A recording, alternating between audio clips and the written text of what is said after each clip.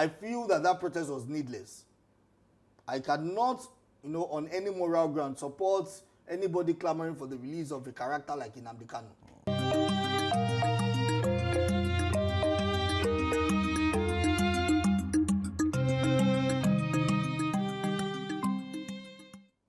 Good morning and welcome to the big story on Daybreak Live.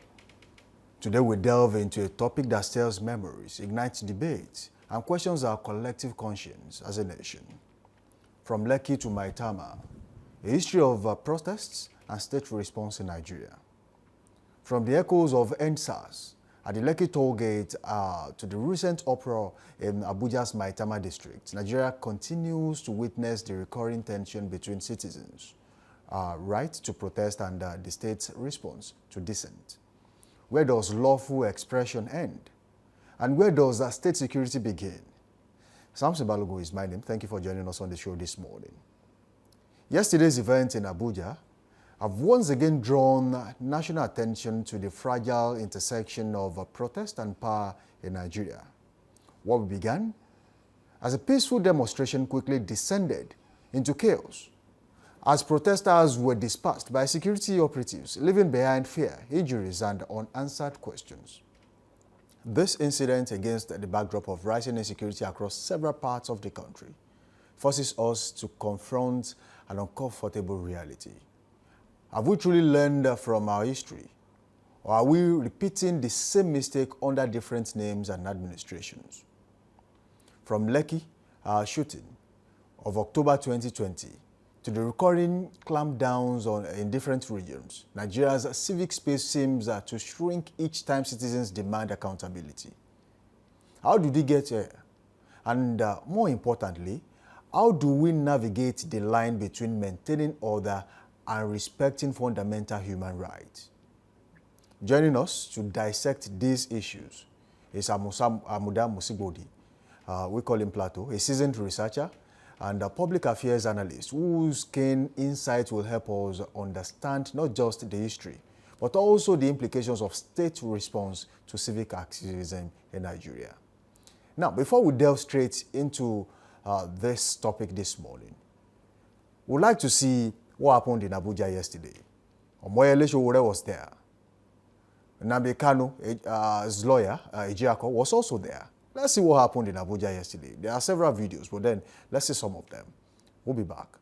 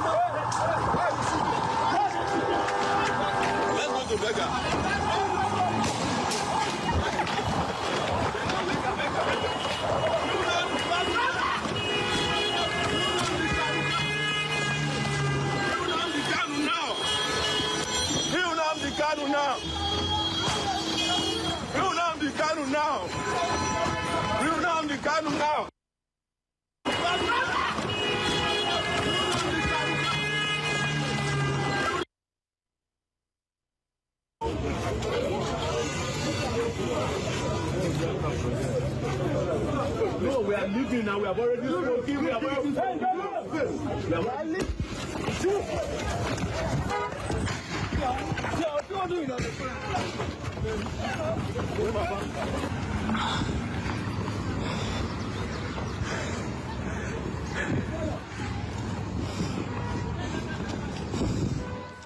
That was just a tip of the iceberg of what happened in Abuja yesterday.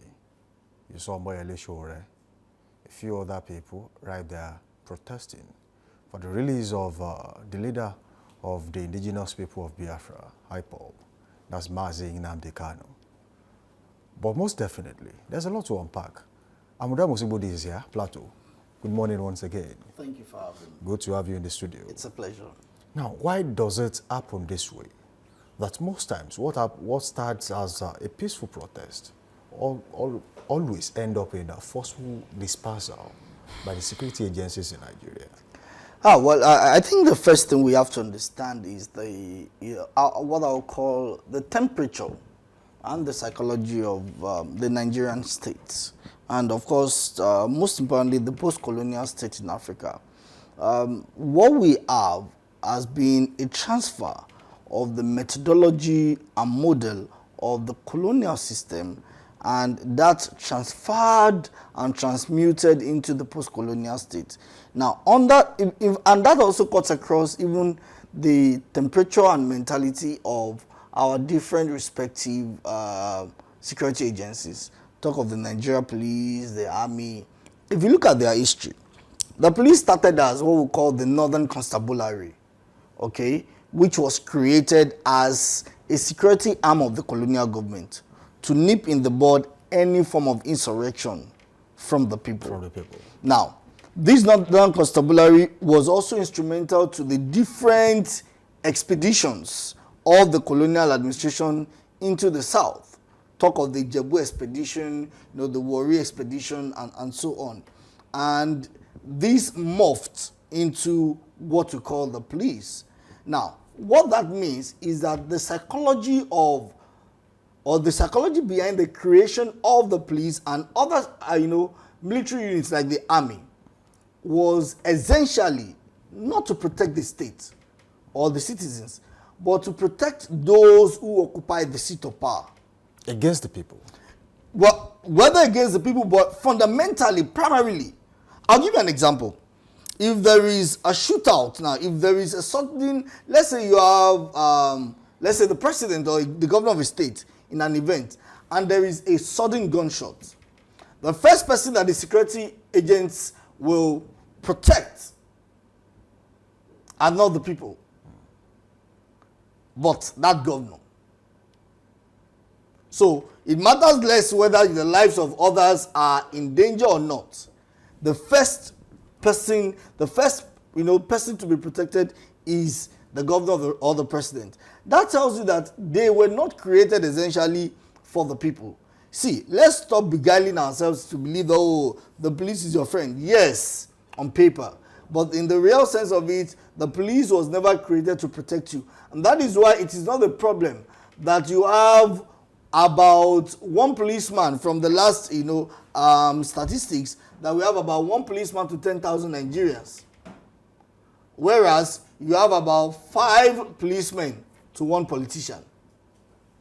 So it is essentially about protecting those who are in the corridor of power. Now, because of that, when colonialism left, when the colonial powers left, they handed over to indigenous politicians. And these indigenous politicians inherited that same psychology. Now, when they left, they handed over the security apparatus to indigenous personnel who also inherited that psychology. Now, one of the elements of that psychology also was that there was what I would call man eats man, where those at the top echelon of the different security apparatus are the well-fed, while those at the base, let me give you an example. In the last 3 years, there's been consistent promotion of the rank and file of officers of the Nigerian police. But in the last 12 years, go and check. Rarely have you seen any police officer in the rank and file that has gotten a promotion. They've been on the same rank in the last about 12 years. But those officers, which you call, you know, we call them officers, okay? Officers. Now, those senior, so from the rank of AC, that's Assistant Commissioner of Police, to IG, have consistently had their promotions reviewed every 3 years. But the rank and file, from, you know, inspector to lance, you know, to corporal, to lance corporal, to sergeant, have not witnessed a promotion. For 12 years. For 12 years. If you also look at their remuneration, so an ASP who retires, for instance, gets a whooping sum of 3 million naira when he's retiring. That's a lot 3 of million naira in Nigeria. That's a lot of Imagine, so you are giving someone who is retiring 3 million. What does he want to do with it? Whereas when a commissioner is retiring, so these are some of the issues. So, like I said, it's a backdrop of that colonial mentality. So it doesn't just affect Nigerian citizens, it affects others. And it also, you know, deals with the state. So those who straddle the seat of power do not see it, that creation of the divide, okay? The, you know, the led, or what I'll call the divide between the leadership and the led is there. So the leadership does not see themselves as being part of the led. The led do not see the leadership as being part of them. So a legitimacy problem is created. So those who occupy the seat of leadership, when they see such elements of civil disobedience from the citizens, they see it as an attempt to unseat them. Now, let's go to this very quickly, now that you have snowballed into that. Now, the state's forceful dispersal as a state response to protests, which is, until, you know, proven otherwise, is adjudged to be peaceful protest. Is it as a result of the ruling body, the ruling power, the people at the corridor of power's inability to trust the people to organize free and fair protests? It is like a relationship between the cat and the dog. The cat owes the dog in suspect. The dog owes the cat in suspect. So even where the cat is trying to save a dog from the pit, the dog believes that the cat has ulterior motives. And when the people hold, you know, protests like this, sometimes some of these protests may not be justified, because we would also, I think we would also come to that. But then the first instinct that those in the corridor of power have is that it is being sponsored. Now, why do they think so? Because you often think that everyone is like you. Because they also sponsor same. So they're always on the lookout for something similar. So they look for, like they say, that, you know, the one who takes others to the guillotine does not want anybody, you know, taking the sword. The swordsman does not want anyone taking the swords around his neck, because he knows what he does. And so anytime he sees, you know, a swordsman, he thinks he's also coming for his head. So that tendency for those in the corridor of power to feel that, oh, these people are also, what they're doing is against us. And you see that they are often, they rarely see through or see what is the essence, the core of the demands. Rather, what they see is opposition. They do not see just demands. What they see is opposition. Now, there is nothing fundamentally. And interestingly, you would also see that a lot of these people have also, at one point or the other, been persons who promoted civil disobedience at a point. Right. But now they cannot withstand it, because they know the route with which they got to power. And of course, they fear that others will tread, you know, that route as well. The fuel subsidy protest in 2012 was mostly led by politicians. Of course. They were at the forefront of it all. Now they are against protest in the country. Now, at what point did peaceful protests become illegal? Let me start by clarifying something, because I've heard this several times when they say politicians led the fuel subsidy protest. No. I was the second person to get to Labour House in Yaba in 2012, you know, on January 2nd, 2012.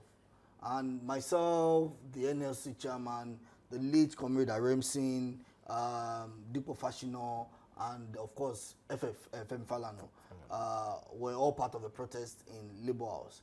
it was the success of January 2nd that brought in politicians. That protest was started by JAF, and it was not politicians. But of course, at the point, it was hijacked by politicians. They took over. Particularly in Lagos. In some other places, we were able to maintain, for instance, in Oyo State, we were able to maintain the sanctity of that protest. We did not allow politicians to hijack it. Different unions who became affiliates of NLC and, of course, solidarized with JAF joined the protest. Now, so politicians saw that protest because, again, that protest aligned with their interests. At the time. At that time. So they supported. And you also saw, even during the NSAS protest, for instance, you saw how, for instance, the PDP was speaking in favor of the protesters. That is the usual, that's the equal politicians. That's their trade. Okay, politicians would always align with protests that they feel, is in line because they see it as an avenue to gain or warm themselves into the hearts of people or gain access to power. So it's one of those things. The unfortunate thing, however, is that the fact that they joined the protest does not mean they believe in the rights of citizens to civil disobedience. Look at the character of those, who joined that protest, the politicians. Bola Tinubu, for instance. The same Bola Tinubu sacked the chairman of NLC in Lagos when he was governor. So it is not because he believed that people should have a right to protest. It is because that protest only aligned with their interests. So that's why I try to disabuse the minds of people that no, these guys were not the ones that started the protest. They did not. It was JAF that called the protest. JAF called the protest, way back December 30, and of course some of us were already, at the barricades on, January 2nd. And it was what happened on January 2nd that led to, everything that you saw happen, across the country. So these politicians do not join it. So they never had this belief in civil disobedience. No. It is just a case of your interests aligning with my interests. Okay? The usual thing they say that we are, the enemy of my enemy is my friend. Is my friend. That's just what happened. And so it is not surprising that they are exhibiting their true nature now.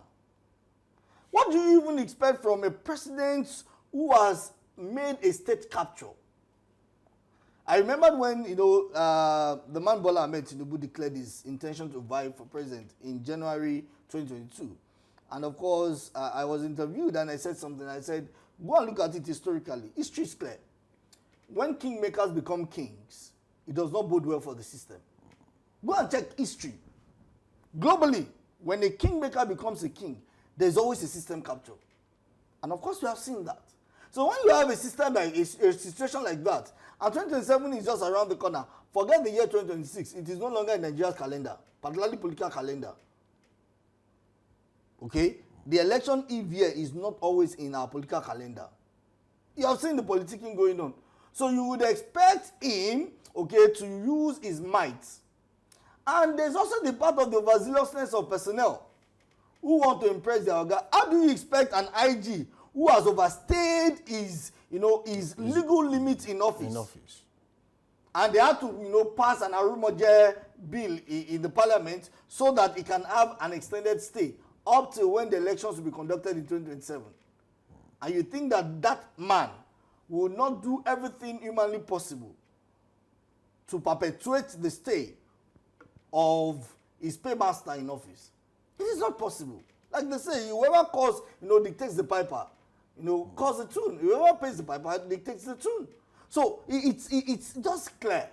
So what we have essentially is a situation where we still have hangover. Now, in the same vein, because we have to try and balance this thing, protesters have imbibed that same colonial mentality. I talked about the divide. Martin Buber talks about the us versus them, dichotomy.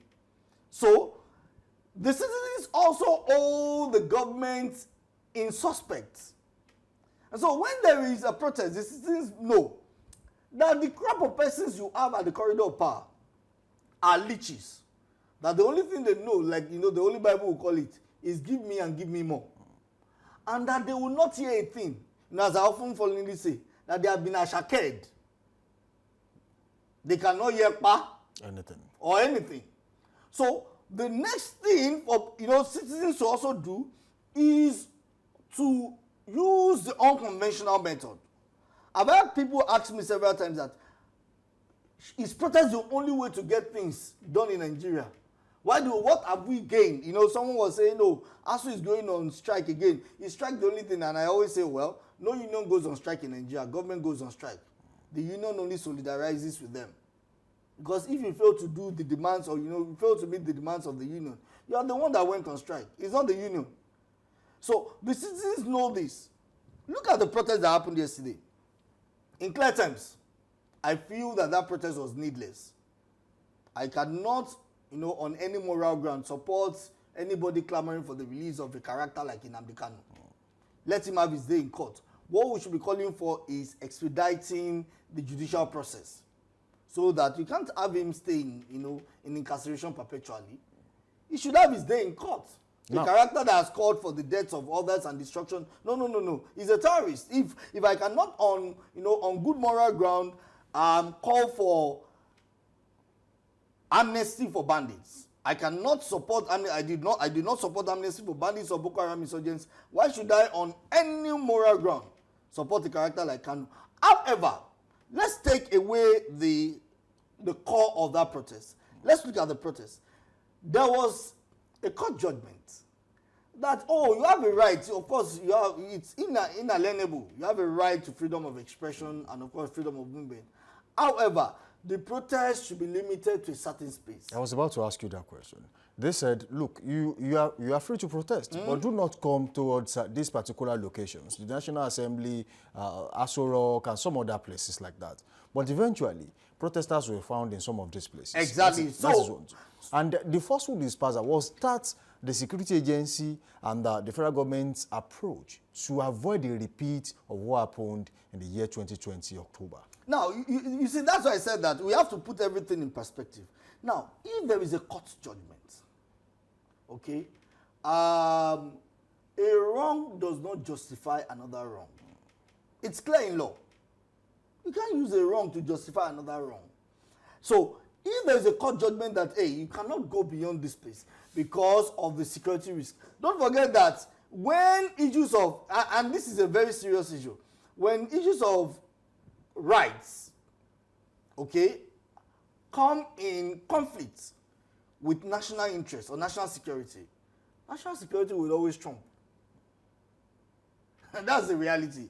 When national interest or national security and the rule of law, yes, even side when by rule side of law, comes in conflict with national security will always trump. That's the reality. Because you only have rule of law when the national security is ensured. Right. That's the reality of it. Okay? So when we talk about individual rights, and that is why these rights are not absolute. The rights are within the ambit of the law. Okay? So your right, for instance, ends where the right of others began. Now, if you look at it, there was a coup scare. Maybe it was orchestrated. I'm a conspiratorialist, and I believe that, well, the whole coup scare was maybe an attempt to prevent these protesters from protesting. But if there is a coup scare, whether genuine or otherwise, it is enough for you to know that there are certain limits to what you can do. Because it means that the country is on national alert. And any action could aid such situation, into developing or, snowballing out of proportion. So one has to be careful. So when you now have that, there is a crisis. But again, what should be the proper model of response? How do you respond? Unfortunately, a lot of our police officers or a lot of our security agencies do not know how to handle conflicts.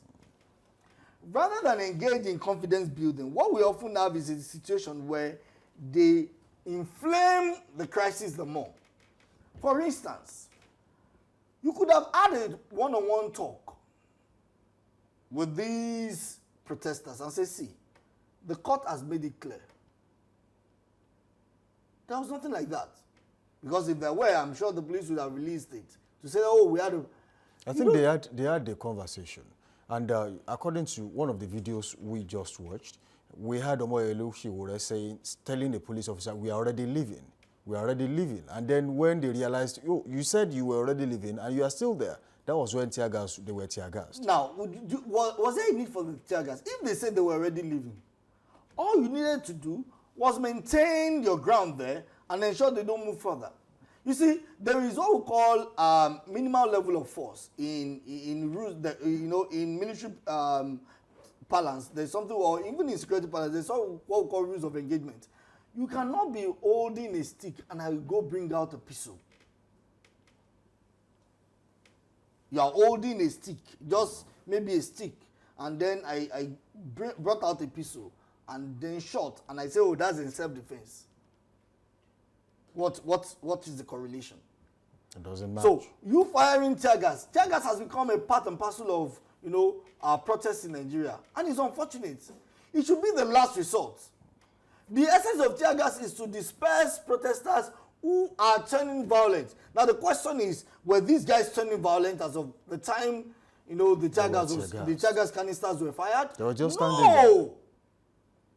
And unfortunately, when you now do this, and there is a case of, you know, a stray bullet hitting someone, we now begin to explain. Some of these things could have been avoided. All you needed to do was, you know, the ringleaders of these protesters, call them and say, reason with them. And listen, there is no protester. I've been at the barricades for almost 20 years. And so I have a first-hand experience of what it looks like. There have been several situations where we met police officers who will have a jojo with you and say, okay, please, don't do this. In fact, permit me to mention a name. A former police, you know, a retired police officer now, a retired commissioner of police. She was a DPO at the police station, you know, in Ibadan. In her days, she's popular to call Mama Songo. Right. She was popular. Okay, Mrs. Akifenwa. She, you know, Sipi Akifenwa would follow you people. You want to protest, she will work with you. That is confidence building. So when you guys are there, you will be the ones to ensure that, oh, the protest does not even go haywire. What we have done, what our security agencies have done so far, is to build up that enmity. They fan the flame. When you see a police officer say, don't worry, we are going there. During the, you know, the anti-subsidy protest, she was virtually everywhere. Moving with you everywhere. So you would also want to reciprocate. Protesters are not animals. They are only reacting to their being treated as animals. That doesn't make them animals. So they will always be appealed to by a sense and voice of reasoning.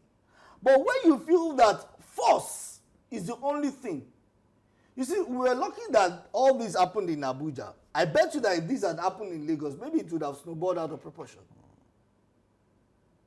Because the goons of the Lower Eko may have also attacked the protesters, and in a bid to retaliate, you can be sure that there would have been violence. We need to sit down and ask ourselves. We need to have what I would call a framework for responding to protests, for responding to civil disobedience. In fact, it's unfortunate that a day as yesterday, which was meant to commemorate the killings in Lekki, however much they tried to deny the killings, okay? The killings in Lekki was also a day where brutality, you know, by security agencies was also exhibited. But the federal government would dispute that. They said there was no killing at Lekki Toll Gate. Oh, that they can go on to do that. But the facts are glaring. The facts are glaring. In fact, the Commission for Inquiry, when people say there was no killing at the Lekki Toll Gate, agreed. But the Commission for Inquiry that was set up by the Lagos State government identified that some persons were killed. So, and that some persons are missing. That's their own Commission of Inquiry. Judicial Commission of Inquiry said that clearly. Now, let's talk about Nnamdi Kanu's lawyer, Ijako. He was at the protest ground yesterday. same as Nnamdi Kanu's Brother.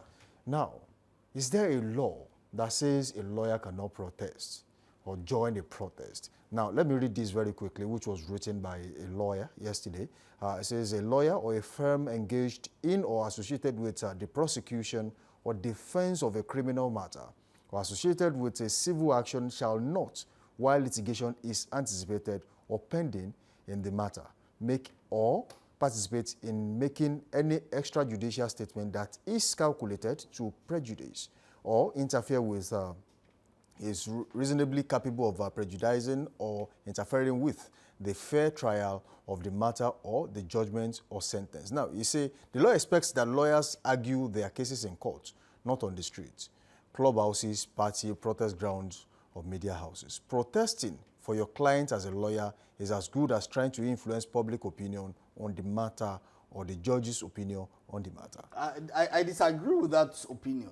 You see, we must draw a line, and I think some people are just trying to expand the scope of. They consider what he did yesterday as a professional misconduct. No. I think we are just trying to unnecessarily expand the scope of the principle of sub judice. The fact that, one, the lawyer is first a private citizen before he's a lawyer, so he has a right to express his dissent and a right to protest. Did he address the press on the ongoing trial? He has a right to say free Nnamdi Kanu. The fact that I disagree with him does not mean, I would mince words with this. I disagree with that. If I were a jackal, I would not have participated in that protest. I would have just gone, to perfect my brief, and since defense opens, in 2 days. However, he has a right. How does his participation in the protest, how does it affect the proper conduct of the trial? How?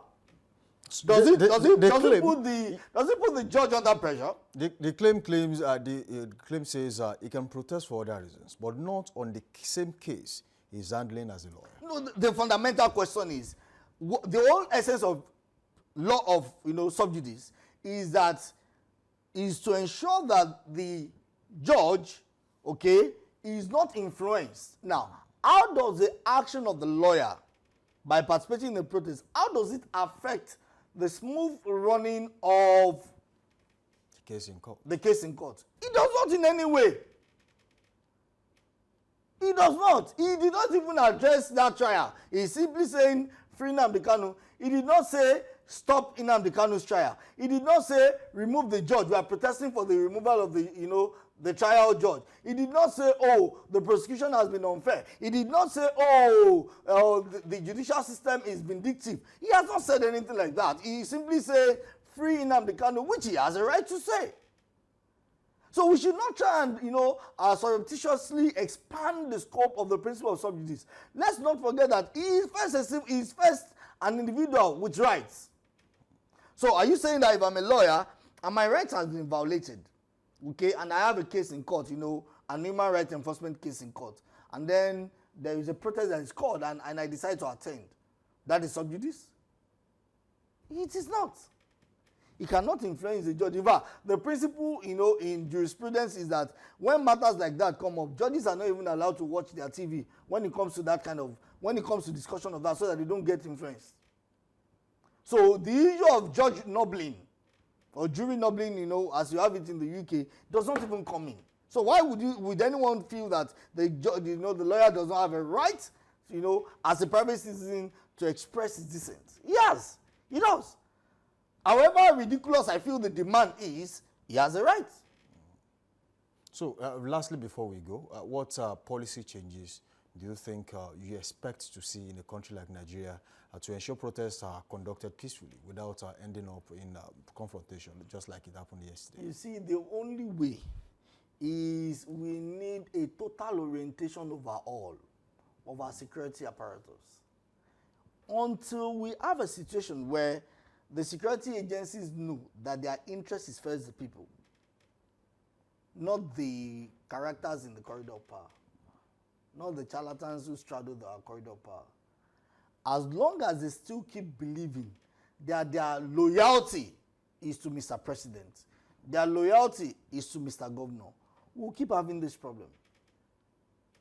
if you have a dog at home, let me give you an example. If you have I love dogs. If you have, let's say, a Boerboel at home, or you have a Rottweiler at home, okay, the essence of the Rottweiler is to protect you, right? Ensure security. And then somebody, you know, just comes to you and you guys are having an altercation. What will your Rottweiler do? Of course, we'll if it is heated, it will pounce on. Have you sent the Rottweiler to do that? You have not. That's the way these security agents, agencies do. So we need to have an overhaul for them to understand that our interest is the state. And not the politician. And not the politician, because the interest of politicians may be at cross purposes with that of the state. And when they know that, it will bode well for the system. But when you see have this kind of system where even the president is the one appointing this, the IG, you see a situation where they appoint from a lower rank and then they retire senior officers, and you expect such a person not to be loyal to the president? All right, Amuda Mosugudu, thank you for joining us in the studio. You're most welcome. It has been a wonderful session with you. Thank you. We'd love to have you some other time and have decent discussions like this. Thank you for joining us. Now, as we reflect on the journey from Lekki to Maitama, one truth remains undeniable. The voice of the people will always seek to be heard. Whether on the streets, in the courts, or through the media, the cry for justice and reform is timeless. But as the state balances its duty to maintain peace and protect lives, it must remember that democracy thrives not by silencing dissent, but by engaging it. This has been The Big Story on Daybreak Live. I am Samson Balogun urging you to stay informed, stay peaceful, and stay hopeful for a Nigeria where the right to protest is respected as much as the need for security.